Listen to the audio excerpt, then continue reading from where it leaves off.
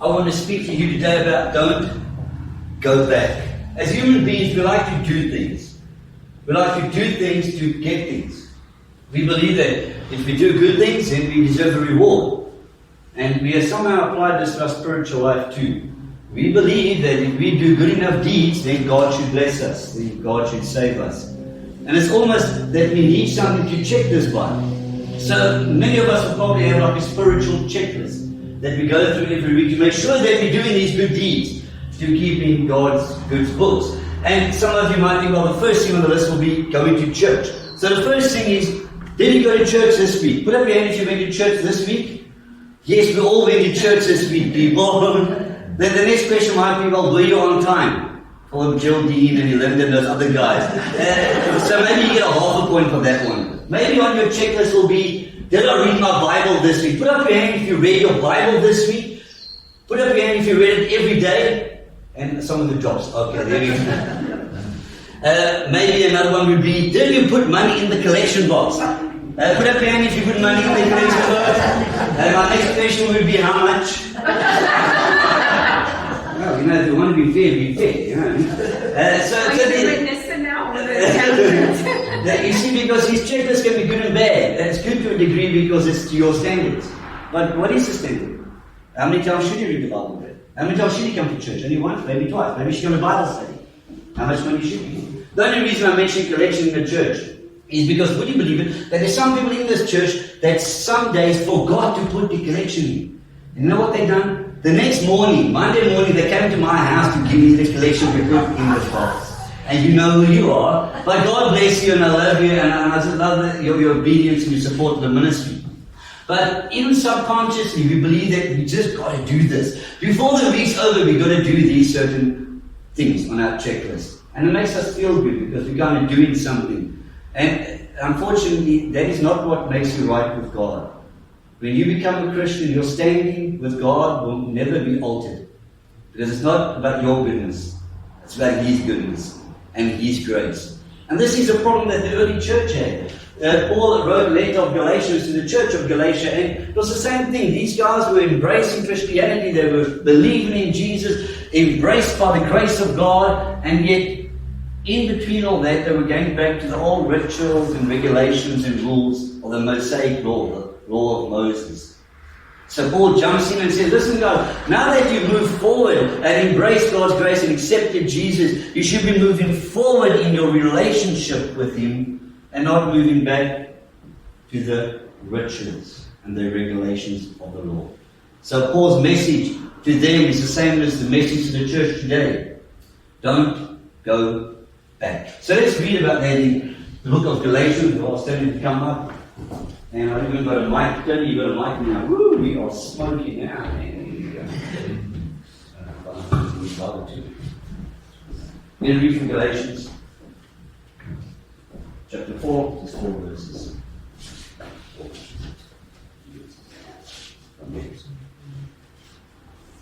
Just check, testing.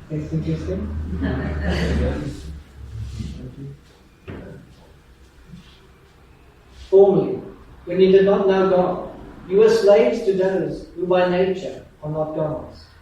But now that you know God, or rather are known by God, how is it that you are turning back to those weak and miserable forces? Do you wish to be enslaved by them all over again? You are observing special days and months and seasons and years. I fear for you that somehow I have wasted my efforts on you. And you God bless you.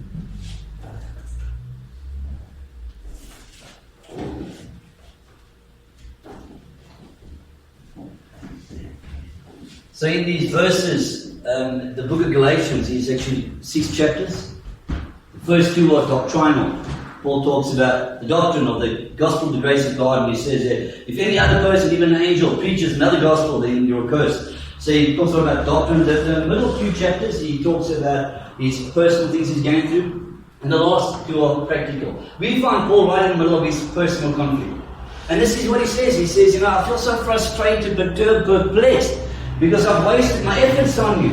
I planted this church in Galatia and you guys have been well and you've accepted Jesus and things were going good, and all of a sudden you guys have gone back to the old ways, the old rituals and regulations and rules. And he says to them, don't go back. So in these verses, in this passage before us, we're going to just touch on two important truths. The first one is man's greatest discovery. Man's greatest discovery. Let's look at those verses again. Chapter 9, verse 9, I'm only going to look at the one verse. But now that you know God, or rather are known by God, how is it that you're turning back to those weak and miserable forces? Now that you know God, or rather are known by God, that is man's greatest discovery.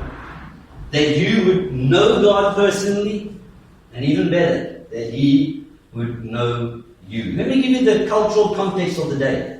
And Paul was writing this. There were two kinds of Christians in Galatia. Anyone know where Galatia is today? It's modern-day Turkey. Alright, so these churches are all around Turkey, and he wrote to them, and in that area there were two kinds of Christians. There were Jewish Christians from the Jewish religion, and there were Gentile Christians, non-Jewish, from the Roman Greek religion. And these two religions were very, very different. The Jews believed in one God. They were monotheistic. Mono, one theistic God. They believed in one God, the Old Testament God, Yahweh, Jehovah, the Father. And the Gentiles, the Greeks and Romans, they believed in many gods, a pantheon of gods. The Greeks believed in Zeus and all those guys. The Romans, Jupiter was their king of their gods. They had Mars, the Roman god. Hades is here, the god of the underworld. And they had all these gods that they worshipped. And for them, their mythology was based on this. Well, there was no relation between the gods and the people. And the people liked it that way. Because any time the gods did interfere, it was always bad news for the humans. So they actually just sacrificed to appease and make the gods happy. Because they wanted nothing to do with them. At all costs, they would try to ignore the gods as far as possible. Here comes Paul, preaching this radical, new, revolutionary message. That there's a God out there, true and living God, that loves you and wants to know you. And better yet, you can get to know Him personally. This was never heard of before in the days of Galatia and the Romans. Because the idea that a God would want to know them and you can have a personal relationship with a God was just unheard of. So here Paul comes preaching this great radical message. That, no, the greatest discovery, guys, is for you to know God and for Him to know you. But not just know the facts about Him, to know Him personally. There's a difference between knowing the facts about somebody and knowing them personally. So let me illustrate. I've got a confession to make today. I am in love with another woman besides my wife. I've always said that this must be an open and transparent church. So the cat's out of the bag, guys. I love someone else. And I'll prove it to you. I've got a photograph of this woman. No, off the church. Anybody know who this lady is? Marilyn Monroe. My wife knows that she'll always be number one, but definitely a good second will be Marilyn. I'm just infatuated with Marilyn Monroe. Marilyn Monroe was born Norma Jean Mortensen on the 1st of July 1926. She died at the young age of 36 years old, 4th of August 1962. She was born and raised in LA, Los Angeles, in America. Spent much of her time in orphanages and foster homes. Eventually she found herself working in a factory during World War II, where she met a photographer. And this photographer launched her modeling career. That modeling career would then lead into an acting career. And she became one of the icons of the day, still today an icon because of the movies she made. And even in her careership, even in her acting career, it only lasted 10 years. And in those 10 years, her movies grossed over $200 million back in those days. Today it would be more than $2 billion that her movies have actually generated for Hollywood. Today she's still an icon and a legend of her time. Now, to illustrate, I might know a lot about Marilyn.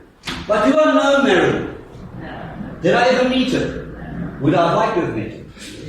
Yes. Oh, that's a yes, I give her. Alright. I'm not even going to question that one. I may know a lot about her, but I didn't know her personally. You may know a lot about Jesus, We may know where he was born and when he was born and what he'd done and how many miracles he'd done and who he healed and who he didn't. And does that mean that you know Jesus? No. You've got to move away from the facts of knowledge to the heart and understand that the only way you're going to be saved is by knowing Jesus Christ personally. You get lots of people who talk about the man upstairs and the good Lord, you know those? Yeah. Well, that good Lord and the man upstairs has a name, and his name is Jesus Christ. The greatest discovery man will ever make is for you to know Jesus Christ personally. It's about your relationship you have with God, not about the rules and your checklist and the regulations. It's about the relationship. Do you know Jesus Christ? The second truth is man's greatest mistake. Let's read again. Verse 9. He says, now that you know God and known by God, how is it that you turn back again to the weak and worthless elemental things to which you desire to be enslaved all over again? As I said, what was happening in the church, Jewish false teachers were creeping into the church and telling the Christians, the Gentiles, listen guys, it's fine that you're a Christian and you believe in Jesus, but you also got to believe in the law of Moses. You also got to obey the Sabbath.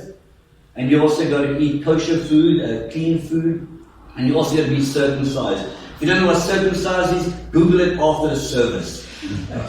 I'm sure they were fine with the first two, but when they said circumcision, I'm sure they said, hell no. Alright, but anyway, they had to obey all these laws, and Paul says, now that you know God and embrace His grace and moving forward, why are you going back to all these things? Why do you want to obey all these rituals and laws? They don't even belong to you, they belong to the Israelites. It was their law that God gave them. And Paul actually mentions that in that last verse. He says these elemental, miserable things are the seasons and the months and the years. What is he talking about? He's talking about the Jewish religious holidays. They obviously obey the Sabbath. They observe that. When is the Sabbath? What day? Saturday, Friday night to Saturday night. And then they had all these religious festivals through the year. The main one was in March, April, which was Passover. They called that in Hebrew Pesach. Then in June they had Pentecost. This was called Shavuot. And then in September they had another very special one called Tabernacles. In the Hebrew Sukkot. So they had these ones. They also had Yom Kippur, which is the Day of Atonement. They had Rosh Hashanah there in December. So they observe all these religious holidays throughout the year. And Paul calls them miserable principles. These are very special and sacred to the Jews. Why would Paul call them miserable? Because it wasn't in themselves that they were miserable. It is trying to observe them and obey them that made the people miserable. It wasn't only those things. They had 600 other laws that they had to observe and adhere to. Besides that, the Jews went and added another 1,000 laws to those laws. So these guys, the Jews, had so many laws that they were just inundated. They were overwhelmed by these things. And the truth is they just couldn't keep it. And the tricky part about the law is you break one, you break them all. Do you know that? So if you were good for the whole year, 364 days, and you didn't go to the Sabbath on a Saturday, for that year you broke the law. There was no degrees. It was you broke it, you were a sinner. So they had all these laws and stuff and these religious holidays. And even today, some Christians still observe these laws. Like the Seventh-day Adventists, have you heard of them? They still observe the Saturday Sabbath. Their worship day is on a Saturday. They also eat the kosher food, the clean food. Today you might think, well, that doesn't really apply to me because we're not Jews and we don't do these things. The question rather is, should we obey the law of Moses? Should we obey all these religious laws of the Jews? This is what the Bible says in Colossians. He, Jesus, forgave us all our sins, having cancelled the written code, that's the law of Moses, with his regulations, with his rules, with his laws, that was against us and that stood opposed to us. The law stood opposed to the people of Israel. It wasn't meant to save them. That it's a misconception. The law was given not to show Israel that they could be saved, it was to show Israel that they could never be saved, because they could never keep up to all these laws. And what does the Bible say about those laws? They were nailed to the cross. When Jesus died on the cross of Calvary, the law was nailed there with him. He fulfilled the law. It was in him that there is no more law. It carries on and says, therefore do not judge anyone about what you eat or drink regarding a religious festival. We just spoke about the religious festivals, the new moon and the Sabbath. These are a shadow of the things to come. The reality, however, is found in who? The reality is found in who? Christ. If Jesus Christ came here today to shake your hand, would you go past him and shake the hand of the shadow on the wall? No. That's what they were doing. They were observing all these rituals and laws, and then Jesus came, the reality. God says, well, this is it. That's all you need. You accept Jesus, my son, the Messiah, and then you don't need any of the laws. And what they were doing was just going back to the shadow. They were living in the shadow of all those rules and rituals instead of embracing the truth and the reality of who Jesus Christ was. Well, we don't have these religious festivals, but we do have some holy days, don't we? Good Friday, Christmas. So aren't we also being trapped into living in the shadows by observing these holy days? Do you ever wonder why at Good Friday and Christmas the churches are packed? Do you ever notice it? Packed. You won't even get a space in this church. And the same Christians that come, all of a sudden they're gone for the rest of the year. Not you guys, obviously, but the rest of those other guys that come to church. Why is that? Because they believe that somehow during the year they weren't living up to their standard as a Christian. But if they come to church on Good Friday or Christmas, it makes up for all that. Because this is a holy day, it's a special day. If they come to church on Good Friday, God has to forgive them and bless them and save them. Are we not also going back to those miserable elemental forces, those principles that enslave us? You might think, well, Raymond, you're saying that I don't have to come to church on Good Friday or Christmas Day. No, come to church on Good Friday. Then come to church on Resurrection Sunday, and then come to church on the Sunday after that, and the Sunday after that, and the Sunday after that. That's what the obedience to Jesus Christ is. It's not just a once in a we come because it's a holy day. What are they doing? They're believing that those holy days are special. And because they've come to church, then God now must reward them. And it's so wrong. And the worst thing about Good Friday and Christmas is there's not even an instruction of God in the Bible. There's not one word in the Bible about God instructing you, the Christian church, to gather together on Good Friday or on Christmas Day. Do you know, I'll go one step further to say that there is no December 25th in the Bible. Did you know that? Nowhere does it say in the Bible that Jesus Christ was born on December 25th. Yet we gather together religiously, believing that this might even save us, might get us closer to God. We've been trapped and enslaved by these miserable forces. There is no religious observance. None. Not communion, not baptism, not membership, not confirmation, not Good Friday, not Lent. No religious ordinance can make you right with God. Because you cannot add to the grace of God. When Jesus Christ died for you, He done it all. But what we want to do is say, no, Jesus, I accept you and accept your grace. But I also want to do something. I can add to this. And you know what? What a slap in God's face that is. After all He's done, we want to still add to what He has done on the cross. He has shed every last drop of His blood for you. And yet you think you're good enough to add to that. Shame on us. Just by thinking that, we are going back to the elemental principles, the rules and regulations, not accepting the reality which is in Jesus Christ. You might ask a person, how do you get to heaven? They'll say, do good. Have you ever heard that? Do good. You do enough good deeds and you just might make it to heaven. Certain Christians even believe this still. They worry about their faith. They worry about their salvation. You ask a Christian, they might be Christians for like 40 years. Are you going to go to heaven? They say, well, I hope so. You know, I've lived a pretty decent life, but I really hope I'll get into heaven. What are they doing? They're basing their salvation on themselves, on their good deeds. That's what religion is. If you look at any other religion in the world, Islam, Judaism, Buddhism, all of the religions in the world work like that. They believe that they're going to do good deeds to get to heaven. It's from the ground up. They believe that religion is man's attempt to get to God. Christianity stands opposite to that. God is in heaven looking down and saying, hey guys, I understand that you're attempting, you're trying to do good to get into heaven, but I got some news for you. It'll never happen.